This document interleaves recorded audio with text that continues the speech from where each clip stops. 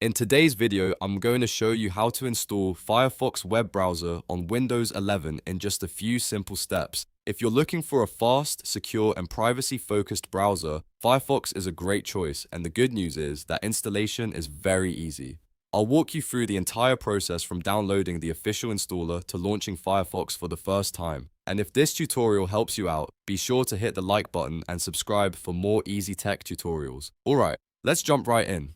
First, open a web browser on your Windows 11 PC. You can use Microsoft Edge or any other browser you already have installed. The important thing here is simply to get online so you can download Firefox from the official source. Once your browser is open, go to the official Firefox website. This is very important because you always want to download software from the official website to make sure you're getting the latest safe version. On the Firefox website, look for the Download Firefox button and click it.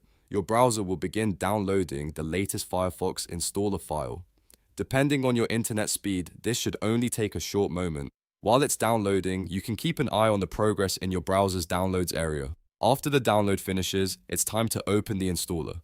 You can do this in two easy ways. You can click the downloaded file directly from your browser's downloads bar if it appears there, or you can open your downloads folder and double-click the Firefox installer from there. Either method will start the setup process. At this point, Windows may show a user account control prompt asking if you want to allow the app to make changes to your device. This is a normal security step. If you see that message, click yes to continue. That simply gives the installer permission to make the changes needed to install Firefox properly. Now, the Firefox installer will start automatically. In most cases, you won't need to do much else. Firefox will begin downloading any required installation files and then install the browser on your computer. This usually only takes a minute or two, so just let the process finish without closing anything.